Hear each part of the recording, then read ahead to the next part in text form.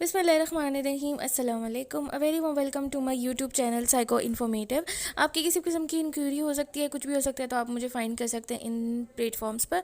ठीक है, सो आज की जो वीडियो है वो फिर ऑब्सेसिव कंपल्सिव डिसऑर्डर्स के ऊपर है, यानी कि आज हम बात करेंगे इसकी सब टाइप्स के ऊपर। ठीक है, तो कंटेंट ऑफ द वीडियो जो है वो आज का ये है कि आज हम पढ़ेंगे जी बॉडी डिमॉर्फिक डिसऑर्डर के बारे में, हॉर्निक डिसऑर्डर के बारे में, ट्रिक्लोलिमीनिया के बारे में। ठीक है, तो हम इन सब के बारे में आज डिटेल में पढ़ेंगे। ठीक है, स्टार्ट करते हैं अदर कंपल्सिव डिसऑर्डर्स के बारे में।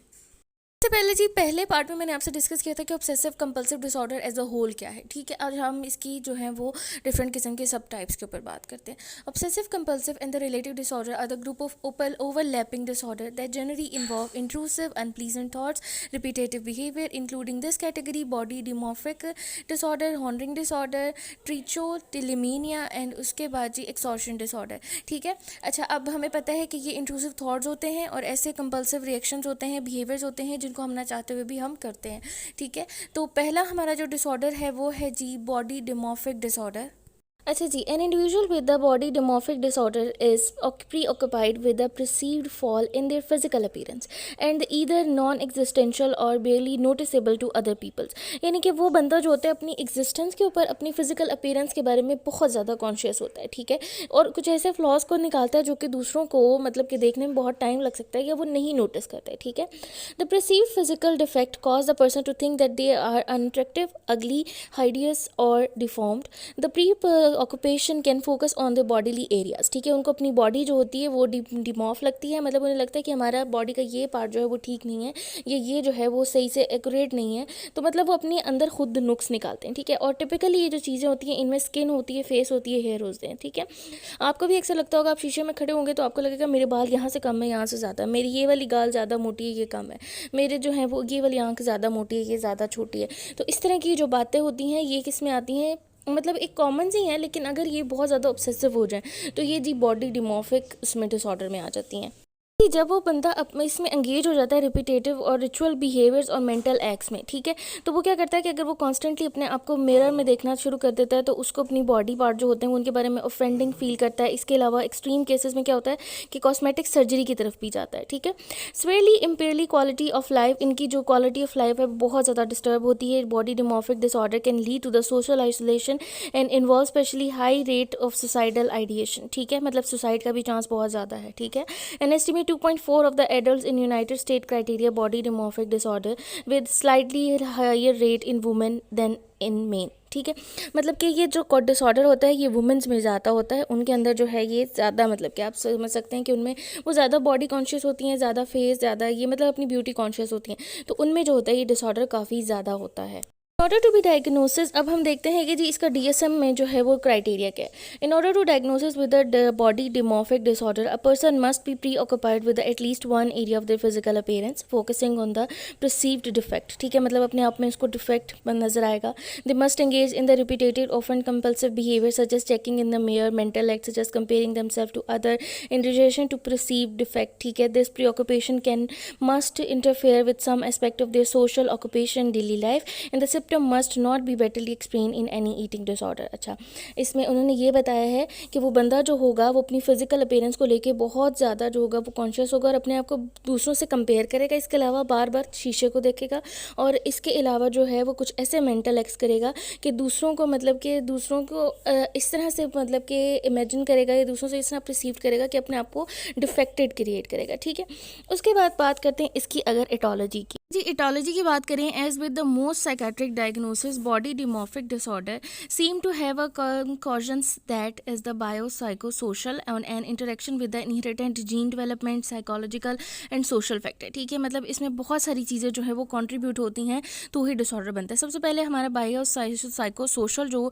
एक बिहेवियर होता है वो, इसके अलावा जी हमारी इनहेरिटेंस, उसके बाद जेनेटिक डेवलपमेंट, साइकोलॉजिकल और सोशल फैक्टर्स भी बहुत इंपॉर्टेंट होते हैं। ठीक है, अगर जेनेटिक फैक्टर्स की बात बात की जाए तो चाइल्ड अब्यूज़ और निगलेक्टेड चाइल्ड जो होते हैं उनमें ये ज़्यादा जो है ना वो पाया जाता है, ठीक है। इसके अलावा किसी किस्म का अगर ट्रॉमेटिक कंपोनेंट है उनके अंदर या कोई उनके साथ कोई ट्रेजेडी होती है तो उसकी वजह से भी ये बहुत ज़्यादा प्रोमिनेंट हो जाता है। इसके अलावा जी neuro imaging also suggest that weaker connection between the amygdala and the orbitofrontal cortex of the brain involved in the regulating of emotional arousal in people with the body dysmorphic disorder, ठीक है। इनके brain में दो ऐसे part हैं यानी कि एमिटिग्लैडा और इसके अलावा जी ऑर्बिटोफ्रंटल कॉर्टेक्स, इनके दरमियान जो है वो कनेक्शन बहुत वीक होता है जिसकी वजह से जो है वो बॉडी डिमॉर्फिक जो डिसऑर्डर है वो बहुत ज़्यादा कॉज होता है। अब बात करते हैं इसकी ट्रीटमेंट के बारे में।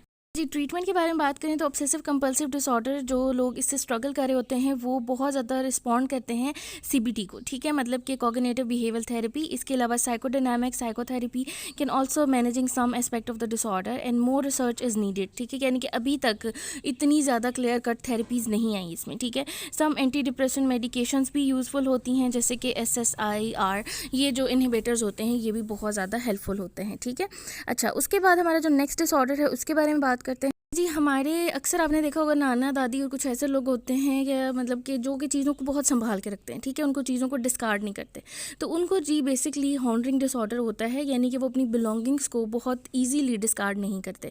तो अब हम देखते हैं कि इस डिसऑर्डर में क्या होता है। Hoarding disorder is a pattern of behavior that characterized by excessive acquisition and inability to or unwillingness to discard large quantity of the object that cover the living areas of the home and cause significant discredit in the or impairment। मतलब कि वही ना अपनी belongings को इतना ज़्यादा जमा कर लेना कि उनको डिस्कार्ड करने में आप नाकाम हो जाएं कि घर की जो जगह है वो रहने के लिए कम होना शुरू हो जाए, ठीक है। Compulsive hoarding behaviors are also associated with the health risk, impaired functioning, economic burden and adverse effect on friends, family member. जाहिर बात है लोग चिढ़ना शुरू हो जाते हैं, ठीक है। उसके अलावा जी when clinical significant enough to impart functioning hoarding can prevent typical use of spaces enough so it can be limited activities such as cooking, cleaning, moving through the house and sleeping. मतलब कि जगह जो होती है वो occupied होना शुरू हो जाती है, उसकी वजह से जो है वो बहुत ज़्यादा प्रॉब्लम सामने आना शुरू होती हैं। उसके बाद जी इट वुड ऑल्सो भी potentially put the individual and other at risk of causing fires, ठीक है, falling, poor sanitation and other health concern. Compulsive hoarders may be conscious of their irrational behaviors but emotionally attachment to the hoarding objects far exceed to motive to discard the items. Prevalence rate have been the 2 to 5% in the adult through the condition typically manifested in the childhood with the symptom worsen in the advanced age. Hoarding appear to be more common in people with the psychological disorders such as depression, anxiety, attention, ADHD, ठीक है। अच्छा, यहाँ पर वो ये बात कर रहा है कि इसका पोटेंशियल रिस्क क्या होता है कि एक तो आग लगने का मतलब काफ़ी किस्म की जो है वो हो सकता है कि कुछ ऐसे एक्सप्लोसिव मटेरियल रखने का शौक हो तो वो आग लगने का भी बायस बन सकती है। इसके अलावा जी फॉलिंग यानी कि चीज़ों का गिरना, ऊपर नीचे होना, ठीक है। फिर पुअर सैनिटेशन भी हो सकती है और हेल्थ कंसर्न्स भी हो सकते हैं। पुरानी चीज़ें रखना जो है वो अच्छी चीज़ बात तो नहीं होती, ठीक है। तो ये सारी चीज़ें भी इसमें आ जाती हैं और लोगों के लिए मतलब जो आपके साथ रहने वाला बंदा होता है वो बहुत हद तक जो है इस चीज़ से डिच होता है या इस चीज़ से बहुत ज़्यादा जिच होना शुरू हो जाता है। इसमें प्रॉब्लम बेसिकली ये होती है कि इमोशनल अटैचमेंट जो होती है वो इतनी ज़्यादा होती है कि चीज़ों को फेंकने से ना डर लगता है उस बंदे को। मतलब वो अपनी चीज़ों को डिस्कार्ड करने में पुराने जैसे टीन डब्बे ये सारी चीज़ें ना अपने पास ही रखते हैं, ठीक है। उनकी कोई ना कोई एफिलिएशंस होती हैं उसके साथ, तो उसको अपने साथ ही रखते हैं। इसकी वजह से ही क्या है कि मतलब ये हॉन्डरिंग रेट जो है वो बढ़ता जाता है। मतलब 2.5 एडल्ट ऐसे हैं जिनको ये होता है और ज़्यादातर ये चाइल्डहुड से स्टार्ट होता है। इसके अलावा कुछ लोग जिनको साइकोलॉजिकल डिसऑर्डर होते हैं उनमें भी होता है। अब DSM क्राइटेरिया अगर देखते हैं तो researcher have be recently begin to study hoarding. It is the first define as a mental disorder in the 5th edition, यानी कि ये 5th एडिशन ऑफ DSM में ही इसको एज अ डिसऑर्डर कंसीडर किया गया, ठीक है। The current DSM list hoarding disorder as a both mental disability and the possible symptom of OCD, यानी कि इसमें मेंटल डिसेबिलिटीज़ भी कुछ हो सकती हैं और OCD के सिम्टम हो सकते हैं। तो DSM में जो इसका क्राइटेरिया है वो ये है कि persistent डिफिकल्टी डिस्कार्डिंग और पार्टिंग विद द पोजेशंस, यानी कि अपनी चीज़ों को फेंकने में तकलीफ महसूस करना, उनके साथ इमोशनल अटैचमेंट फील करना। इसके अलावा जी उनकी वैल्यू जो है उनको बहुत ज़्यादा बताना कि ये चीज़ जो है ना वो बहुत वैल्यूएबल है। This difficulty must be due to the strong urge to save items or the distress associated with discarding, यानी कि चीज़ों को जमा करते रहना बजाय उनको फेंकने के, उनको जमा करते रहना, ठीक है। तो ये एक जो है ना बहुत ज़्यादा मतलब कि अजीब सी चीज़ है। अब इसमें क्या होता है कि the symptom result in the accumulation of large number of possession that fill up and clutter active living areas of the home work place to extend their intended use for no longer possible. ठीक है, मतलब कि घर की जो जगह होती है या आपका कोई वर्क प्लेस है तो वो चीज़ों से घिरना शुरू हो जाती है। ठीक है, the symptom must interfere with the some aspect of the person social occupational daily life. ठीक है, hoarding disorder is made of only hoarding but not cause by another medical condition, यानी किसी मेडिकल कंडीशन की वजह से ये कभी भी नहीं होता। अब इसकी एटोलॉजी की बात करें तो एटोलॉजी में ये है जी, some evidence based on the brain lesions case study also suggest that anterior ventromedial prefrontal and किग्नोलेटिक कॉर्टेक्स में बी कॉर्टेक्स नहीं cortex may be involve in the abnormal hoarding behaviours, यानी कि ये ब्रेन के कुछ लेजेंस के से associated है। ठीक है, however suffer of the some such injury display purposeful behavior than other individual that compulsive order, thus making the implication of this brain structure unclear। ठीक है, अच्छा उसके बाद ये कहता है कि न्यूरोसाइकोलॉजिकल डिस्पेक्टर्स होते हैं जो कि इसके साथ एग्जिबिट करते हैं, ये बहुत सारे बिहेवियर में ऐसे होते हैं कि वो लेस पर्पसफुल बिहेवियर शो करते हैं। ठीक है, तो जिसकी वजह से जो है ना इसको मतलब कि इतना क्लियरली जो क्लियर कट इसका जो एविडेंस है वो हमें नहीं मिल सका। इसके अलावा जी हॉर्निंग डिसऑर्डर की एक और मतलब कि जो आप कह सकते हैं और मॉडल जो इसको सजेस्ट करता है कि इसकी कॉज क्या है, वो है जी अटैचमेंट डिसऑर्डर। ठीक है, अटैचमेंट डिसऑर्डर में क्या होता है, which is primary caused by the poor parent care relationship, मतलब कि पेरेंट चाइल्ड का जो पुअर रिलेशनशिप होता है उसकी वजह से अटैचमेंट डिसऑर्डर जो होते हैं वो कॉज होते हैं। ठीक है, as a result those suffer from the attachment disorder may turn in to possession to fill their need for loving relationship, मतलब वो उन पोजेशंस को जमा इसलिए करते हैं क्योंकि वो चीज़ें उनको लगता है कि ये हमारी प्यारी चीज़ें हैं। ठीक है, अच्छा जी, इसके अलावा जी interviewing with the animals hoarders and in particular है reveal that the hoarder often experience domestic traumatic during the childhood providing evidence for the this model. ठीक है, मतलब कि अगर जो है वो पेरेंट और चाइल्ड में रिलेशनशिप सही नहीं होता तो वो डिफरेंट चीज़ों के साथ जब एसोसिएशन बनाता है बच्चा, ये अटैचमेंट बनाता है, तो वो इस चीज़ का शिकार होना शुरू हो जाता है। इसके अलावा जी एक स्टडी में 2010 में शो किया गया था कि adult who hoarder report a greater life time incidence of having possession taking by force for sexual activity is either in adult और चाइल्ड और बीइंग फिजिकल हैंडल्ड रफली during childhood. This indicate that the positive correlation between the traumatic events and the compulsive hoarding. ठीक है, मतलब कि जिनकी life में कुछ ट्रॉमेटिक या ट्रेजिडीज़ होती हैं, फिजिकल ट्रेजिडीज़ होती हैं या फिर ट्रॉमिक्स होते हैं, तो उनमें जो है ये डिसऑर्डर बहुत ज़्यादा होता है।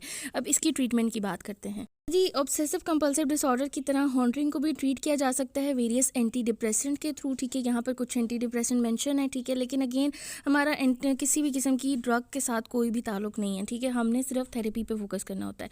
तो CBT जो है वो दी जा सकती है, implemented therapeutic intervention for the compulsive horning.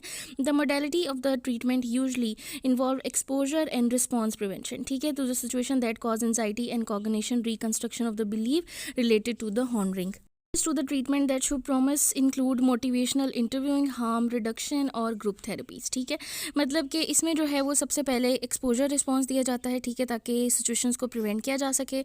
इसके अलावा CBT और बिलीव रिकंस्ट्रक्शन जो होता है वो किया जाता है। ठीक है, उसके बाद बात करते हैं जी अगले डिसऑर्डर की।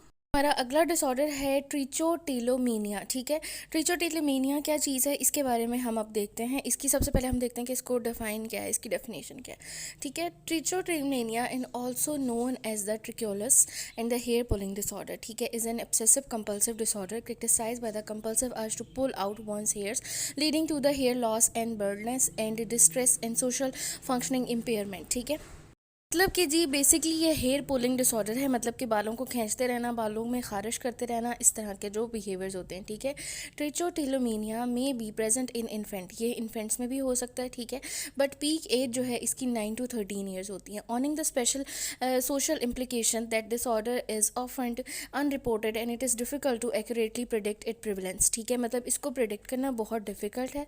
इसके अलावा जी एस्टिमेट किया जा सकता है कि इसकी प्रिवलेंस जो है वो 0.6% से 4% होती है ओवरऑल पॉपुलेशन में। ठीक है, common area for the hair to be pulled out is the scalp, eyelashes, eyebrows, leg, arms, hand, nose and other pubic areas.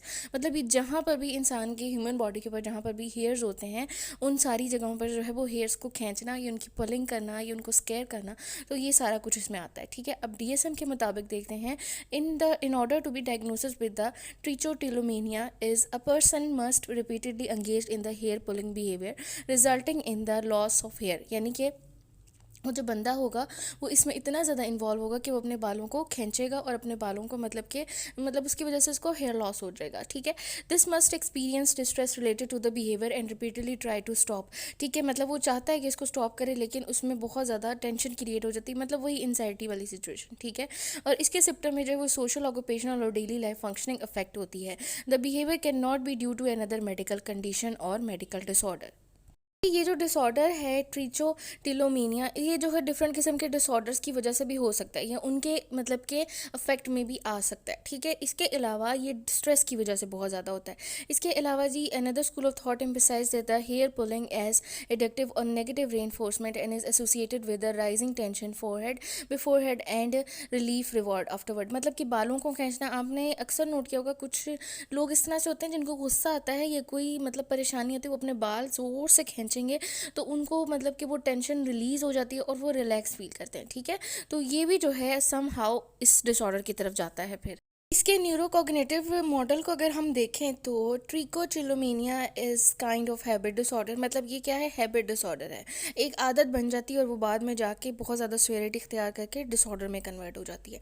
ठीक है, MRI studies that have conducted it have been found that the people with the trichotillomania have the more grey matters. मतलब उनके brain में जो है वो बहुत ज़्यादा ग्रे मैटर होता है जो उनको इस चीज़ के ऊपर मतलब कि आमादा करता है। इसके अलावा in their brains there are those who do not suffer from the disorder, यानी कि ग्रे मैटर इनमें ज़्यादा होता है आम लोगों की निस्बत। ठीक है, it is likely to the multiple gene confer vulnerability and trichotillomania में ओवर रिसर्च इज़ नीडेड। यानी कि अभी बहुत ज़्यादा रिसर्च इस पर चल रही है। ठीक है, अच्छा अब हम बात करते हैं इसकी ट्रीटमेंट के बारे में।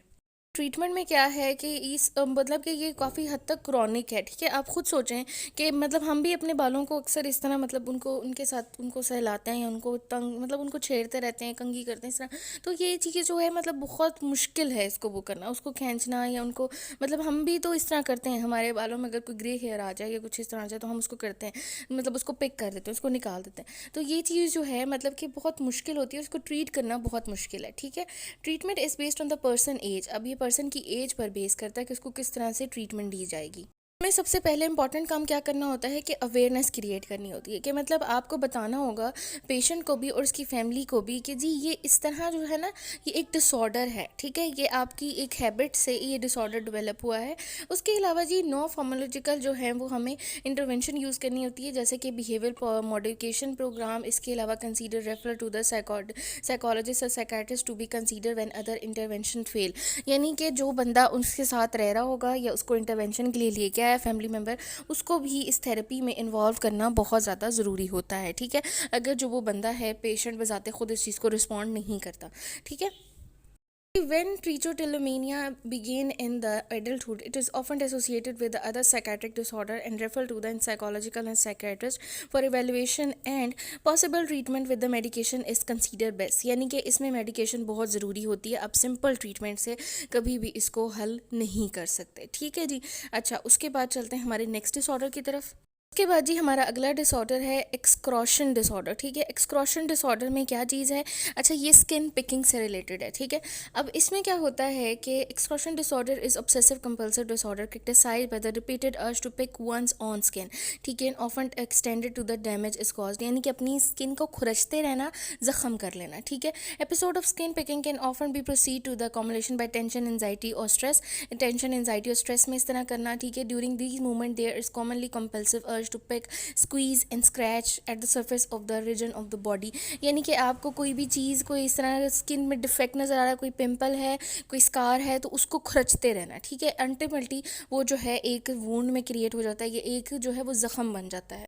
अब इसमें क्या होता है कि मोस्ट कॉमन रीजन जो होते हैं उसमें फेस आ जाता है। ठीक है, और इसके अलावा arms, legs, back, gum, lips, shoulder, scalp, stomach, chest and extremities such as fingernails, cuticle toenails, ठीक है, मतलब कि नेल्स पर भी, फिंगर टिप्स पर भी, इसके अलावा हमारे shoulders, cap, stomach, chest, gums, back, मतलब कि बॉडी के डिफरेंट हिस्सों पे जहाँ जहाँ स्किन है उन सबको क्या करते रहना, खुरचते रहना, ठीक है। Patient with this excretion disorder, अच्छा वो जो होता है मतलब बता देता है कि ये एरिया है, यहाँ पर मुझे मतलब कि पिकिंग करने की आदत है, ठीक है, but they are oftenly move to another area of the body allow their primary picking area to heal, ठीक है। अच्छा ऐसे होता है कि कुछ प्राइमरी एरियाज वो करते रहते हैं, उसके बाद उनको हील करने के लिए छोड़ देते हैं और अगली तरफ चले जाते हैं। इससे क्या होता है, जो चीज़ है वो बहुत बढ़ती जाती है। Emotion disorder can cause the feeling of intense helplessness, guilt, shame, embarrassment in the individual, and this greatly increase the risk of self harm, ठीक है। मतलब ये बेसिकली होता है इंटेंस फीलिंग जब होती है हेल्पलेसनेस की, अपने आप को बेकार समझने की, इसके अलावा आपको शेम फील हो, एम्बेरसमेंट हो, गिल्ट हो किसी किस्म का, तो ये जो होता है डिसऑर्डर बहुत ज़्यादा मतलब कि आता है सामने। इसके अलावा इसमें सेल्फ हार्म जो है वो बहुत ज़्यादा मतलब कि प्रोनाउंस्ड है, बहुत ज़्यादा होता है। Study shown have the excoriation disorder presented suicidal ideation 12%, ठीक है। individual with this condition attempt suicide 11.5% of the individual in this condition and hospitalisation in 15% of the individual with this condition, यानी कि ये एक ख़तरनाक चीज़ है, ठीक है। इसको हम बज़ाहिर तौर पर ये एक बहुत आम सी चीज़ है, लेकिन ये बहुत ही ख़तरनाक है।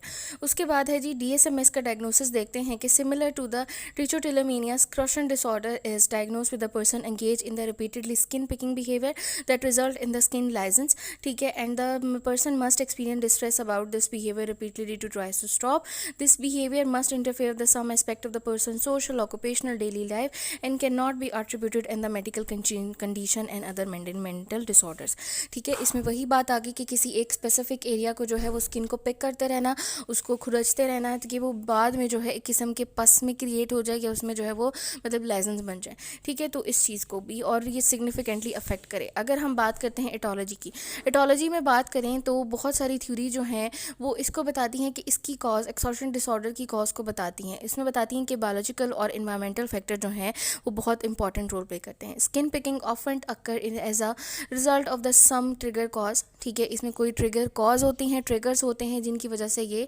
डिसऑर्डर जो होता है वो कॉज होता है। Some common triggers are feeling of the examining irregularity on the skin and feeling nauseous and negative thoughts, ये फीलिंग्स।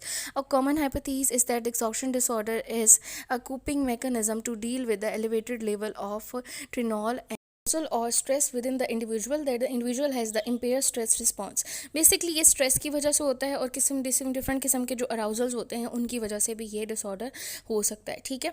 उसके बाद a review of the behaviour study found that support the hypothesis is the skin picking appear to be maintain the autonomic reinforcement with in the individual, यानी कि ये एक autonomic reinforcement के तौर पर भी सामने आती है। न्यूरोलॉजिकल थ्योरीज में देखें तो साइकाइट्रिस्ट ये बताते हैं, साइकोलॉजिस्ट ये बताते हैं कि picking behaviour is as a result of emotions, मतलब कि इमोशंस को दबाने से ये चीज़ आती है। इसके अलावा जी हिस्ट्री ऑफ ट्रॉमास, अगर किसी किस्म की किसी बंदे के साथ कोई ट्रेजेडी है या ट्रॉमा हुआ है तो वो उसकी वजह से भी हो सकता है, ठीक है। अब इसमें जो ट्रीटमेंट है उसमें दो जो है वो मेन स्ट्रेटजीज़ यूज़ की जाती हैं, फार्माकोलॉजिकल और दूसरा बिहेवियरल इंटरवेंशन, ठीक है। Knowing about effective treatment for the excoriation disorder is spare despite the prevalence of this condition, individual with the excoriation disorder often do not seek treatment for their condition largely due the feeling of embarrassment, alienation, lack of awareness and the belief that the condition cannot be treated, ठीक है। यहाँ पर बहुत सारे कम लोग आते हैं जो ट्रीटमेंट के लिए आते हैं क्योंकि वो इस चीज़ को बहुत नॉर्मल समझते हैं, ठीक है। क्योंकि जी ट्रीटमेंट के लिए लोग इसलिए नहीं आते क्योंकि वो बहुत ज़्यादा एम्बेरसमेंट फील करते हैं, ठीक है। मतलब जाहिर है एक बंदे अपनी अपीयरेंस में जब वो फ्लॉस क्रिएट कर रहा है तो दूसरों के सामने जाने में अब एम्बेरसमेंट ही फील करेगा, ठीक है। इसके अलावा जी डिफरेंट किस्म के फार्मोलॉजिकल ट्रीटमेंट भी होते हैं। बिहेवियर ट्रीटमेंट की हम बात करते हैं क्योंकि इनसे हमारा कोई काम नहीं है, तो बिहेवियर ट्रीटमेंट में जो है वो हैबिट रिवर्सल ट्रीटमेंट दी जाती है, CBT दी जाती है, एक्सेप्टेंस इन्हांस बिहेवियर थेरेपी दी जाती है और एक्सेप्टेंस एंड कमिटमेंट थेरेपी दी जाती है, ठीक है जी। तो ये थी जी मेरी आज की वीडियो। उम्मीद करती हूँ आपके लिए काफ़ी हेल्पफुल होगी। मुझे अपने रिस्पॉन्सेज में कमेंट सेक्शन में ज़रूर बताइएगा। अपना बहुत सारा ख्याल रखिएगा। टेक केयर एंड अल्लाह हाफिज़।